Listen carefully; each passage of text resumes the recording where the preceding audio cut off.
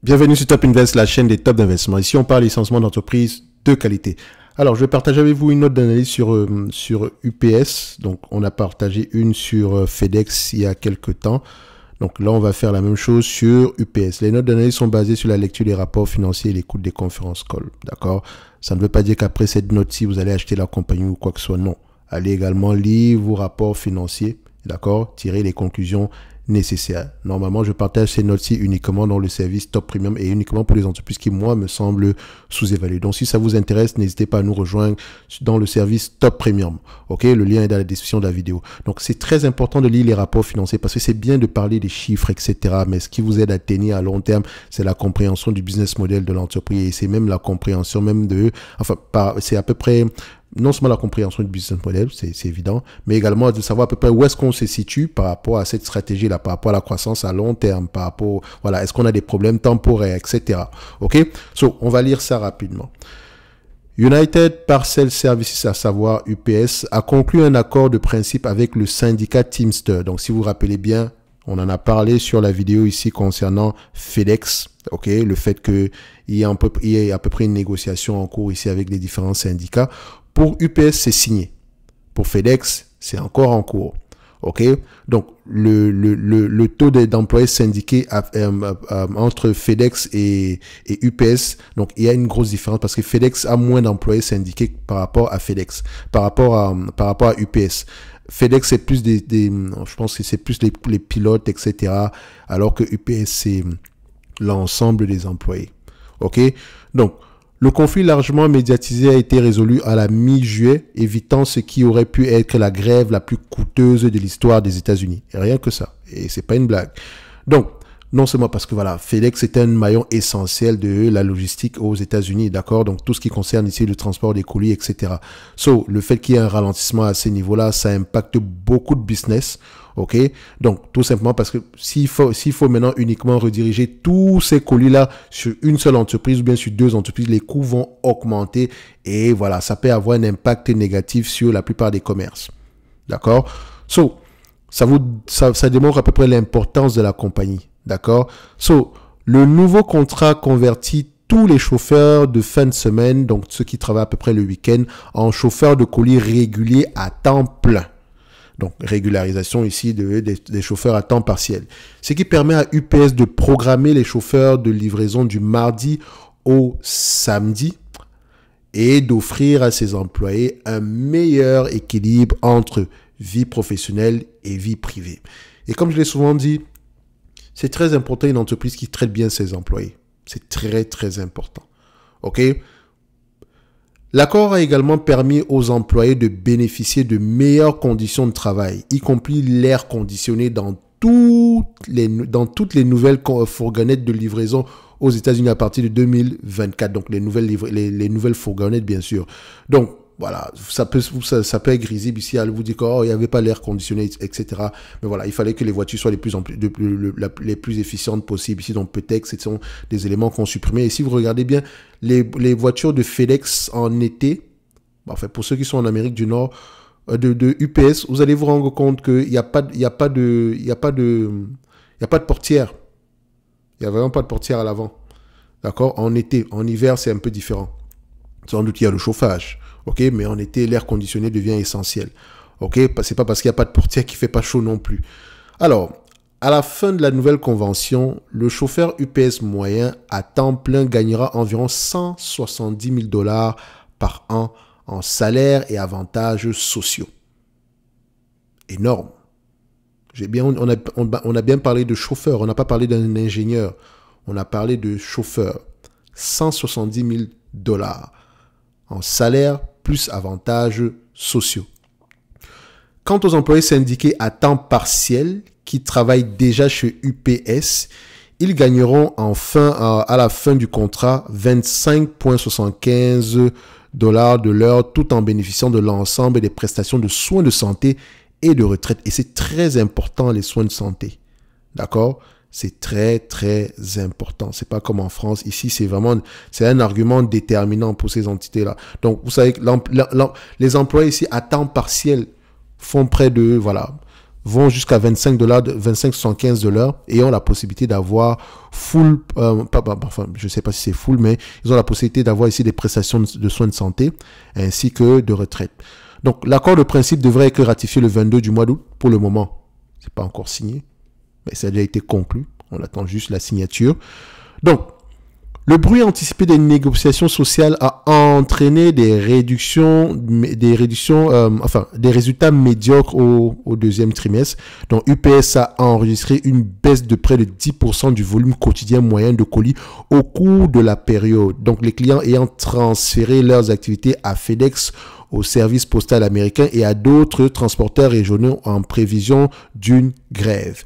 Donc, l'impact du transfert de volume combiné à un ralentissement des activités commerciales a réduit le chiffre d'affaires consolidé de 10,9% d'une année sur l'autre au cours de la période. Donc, la société a pu réduire ses dépenses de 2,1 milliards, ce qui a permis de dégager un bénéfice d'exploitation de 2,9 milliards de dollars, soit l'objectif communiqué au trimestre précédent qui représente une baisse de 18,4% d'une année sur l'autre. Vous allez vous dire, oh non, elle a perdu, etc. Non, non.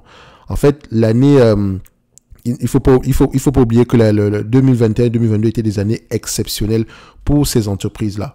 OK? Donc là, on revient à une certaine normalisation. Et si vous prenez même par rapport à ce qu'on a gagné en 2020 ici, 2019, vous allez vous rendre compte qu'on a même une certaine croissance. Enfin, pour le moment ici, on s'attend à des bénéfices nets plus élevés parce que l'année fiscale de UPS se termine au mois de décembre. FedEx, c'est au mois de mai.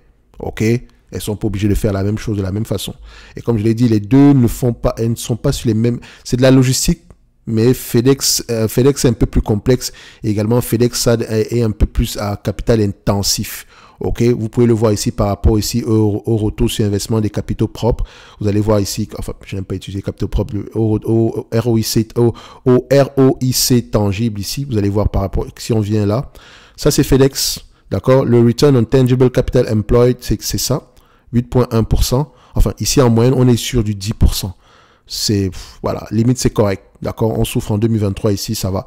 Mais si je prends UPS, le même élément, hein, vous pouvez même également prendre le ROIC, le ROCE, vous regardez bien, on est à peu près, c'est à peine si au niveau du ROIC, on arrive c'est à peine si on arrive à peu près à 7%, 6% sur les 5 dernières années. Sur le ROCE ici, on a à peine du 9 à 8% par là. Pourtant, sur mes FedEx, on prend ça comme ça. Qu'est-ce que vous obtenez? 25, 30, 29, 26, 22, 21, 18, 28, 27. Regardez. Donc, ça dit qu'elle est plus efficiente au niveau de l'utilisation de ses actifs. Et c'est très important. OK?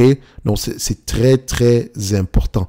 Donc, FedEx, quand vous allez comparer FedEx et UPS, juste en regardant le ROIC ici, je peux combiner, j'aurai une préférence ici pour UPS, littéralement, directement. Pourtant, en termes de salaire, ici, le salaire moyen est plus élevé au niveau de UPS. Donc, les employés sont plus heureux, sans doute ils sont plus efficaces au travail. Donc, on continue néanmoins la lecture en question. Alors, on dit ici que le bruit anticipé des négociations sociales a entraîné des résultats médiocres au deuxième trimestre. Donc, on a déjà lu cette partie-là. Donc, l'entreprise étudie actuellement des solutions pour regagner les contrats perdus. Parce qu'elle a perdu des contrats ici, notamment parce qu'il y avait ce risque-là en termes de grève. Donc, au cours du trimestre, plus de 500 cadres d'UPS ont eu des contacts réguliers avec les clients pour tenter d'empêcher que les volumes ne soient détournés ou pour tenter de les récupérer une fois que les conventions collectives auront été conclues. Bien qu'il faille quelques trimestres pour regagner ces contrats, il est probable que l'entreprise finira par y parvenir. Donc, on a perdu certains contrats, mais ce n'est pas la fin du monde. OK, il y a de bonnes chances que ces contrats-là reviennent au sein de UPS. Donc, ça va peut-être prendre du temps, mais ça va, on va avoir tendance ici à avoir ces nouveaux contrats, à récupérer ces contrats-là. Vous pouvez également voir ici par rapport aux multiples de valorisation, vous constatez que UPS a des multiples de valorisation plus élevés que FedEx. C'est pour ça que parfois, je n'aime pas comparer les entreprises ici Même quand on est dans le même secteur d'activité, c'est pas parce qu'on s'échange à 20 fois les bénéfices dans ce secteur d'activité si que toutes les entreprises devraient s'échanger au même multiple. Certaines entreprises ont des problèmes particuliers. Soit la dette est très élevée, soit parce que le retour sur investissement des capitaux ici est moins élevé que sur l'entreprise concurrente ici. Donc, ici, en termes de qualité, UPS est plus qualitative que FedEx, s'il fallait choisir entre les deux. Donc, en termes de valorisation, on ne va pas s'attendre ici à des PER de 20 fois, de 17 fois les bénéfices. Ça pourrait aller à 20 fois. De toute façon, sur FedEx, vous faites ce que vous voulez. Soit vous prenez 17 ou 20 fois, les deux vont ensemble. Mais sachez qu'elle a tendance à se négocier à des multiples moins élevés. D'accord? Comme on dit souvent, on ne veut pas avoir précisément raison, mais le moins tort possible. Et si on se fie à 20 fois les bénéfices, on s'attend à peu près à $242 ici. Et si on prend ça en termes de rendement ici, on me demande de payer $12, on me demande de payer $173 ici pour une entreprise qui pourrait rapporter $12,13 d'ici 2025. Techniquement, on a à peu près un rendement de 7%. Presque le 8% qu'on recherche généralement. Oui, il y a une certaine dette ici, mais la dette la dette ici, je pense qu'elle est presque, voilà, elle est presque insignifiante. On va juste, enfin, quand je dis insignifiant, on va quand même la vérifier. On a à peu près un niveau de dette ici aux alentours de $17. C'est bien ça? Ah non, par action. Voilà. On a à peu près ici à $20 par action. OK? $20 de dette nette par action. Voilà. Elle peut repayer la dette nette ici en 2 ans et demi par là. OK? Donc, il n'y a pas de grand risque par rapport à ça. C'est une entreprise qui, au prix, ça pourrait être assez intéressant, surtout pour le long terme, parce que la croissance ne va pas s'arrêter en 2025. Il y a de fortes chances qu'au-delà de cette période-là, qu'on ait une certaine croissance en tout de 5%. On a vu ici avec FedEx, on n'était pas très loin ici du 5%. Donc, admettons qu'on prenne à peu près le même niveau de croissance ici. D'accord? On pourrait s'attendre ici à 20 fois les bénéfices. C'est un business qui pourrait aller aux alentours de $289 par là, d'ici 2029. Si on a une croissance de 4,5% annuellement jusqu'en 2029, uniquement.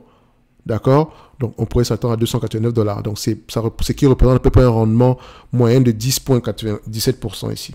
OK? Donc, ça peut être intéressant d'aller regarder en profondeur du UPS en date d'aujourd'hui. Donc, n'hésitez pas à aller lire vos rapports financiers.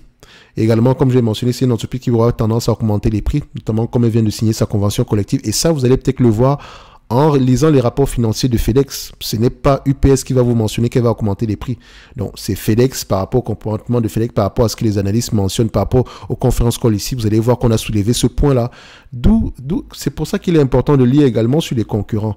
Parce que vous pouvez retrouver une information très importante plutôt chez un concurrent qui a un impact sur l'entreprise, sur l'entreprise qui vous intéresse. D'accord? Moi, UPS m'intéresse, mais je veux trouver une information très importante qui a un impact qui pourra avoir un impact favorable ici dans ma décision d'achat de UPS. D'accord? Tout simple. Je retrouve cette information-là dans FedEx. Lisez vos rapports financiers, les amis. C'est très important. On ne va pas se limiter à des informations qui ne sont pas essentielles comme le dividende, etc., croissance. Ça, personnellement, il y a de grandes chances que le dividende continue à croître. Il n'y a pas de souci par rapport à ça. Il est safe. En date d'aujourd'hui, elle peut vous reverser près de 6%. Elle vous reverse 3,114. Il y a de grandes chances que ça aille plus loin que ça parce que déjà ici, on est déjà à 7% de rendement. C'est comme ça qu'il faut voir les choses. Donc, le dividende ici, il est safe. Ça prend 2 secondes. En termes ici il faut également vérifier toujours les free cash flow de cette compagnie, de ces différentes entreprises ici parce que la dépense en capital, même si au niveau de UPS, c'est plus efficient que FedEx, il faut quand même aller vérifier. Pour le moment, ici, c'est également correct. OK? Lisez vos rapports financiers, écoutez les conférences call. Pour ceux qui veulent aller plus loin, on a le service Top Premium dans la description de la vidéo où on partage vraiment les notes d'analyse comme celle-ci. Au moins, ça vous permet d'investir sereinement. Attention, ça ne veut pas dire qu'on achète bêtement. Vous allez également lire vos rapports financiers. C'est très important. D'accord? C'est très important. Posez les bonnes questions. Parce qu'en lisant les rapports financiers, vous-même, vous pouvez avoir un certain questionnement ici qui m'a peut-être, moi, échappé. OK? Donc, je n'hésite pas généralement également à revenir sur les rapports financiers. Si une entreprise m'intéresse, par exemple, je vais revenir lire sur la compagnie 6 mois plus tard ou bien 3 mois plus tard. Donc, quand elle publie ses rapports financiers, dépendamment du temps ici, au moins une ou deux notes de suivi, au moins 2 notes de suivi par an. D'accord? Si l'entreprise nous intéresse. Donc, le lien vers le service Top Premium est dans la description de la vidéo. Et on va se donner rendez-vous sur la prochaine. Donc, un like, un abonnement, ça fait toujours plaisir. UPS en date d'aujourd'hui, c'est également assez intéressant. S'il faut choisir entre UPS et FedEx, je préfère UPS par rapport à FedEx en date d'aujourd'hui.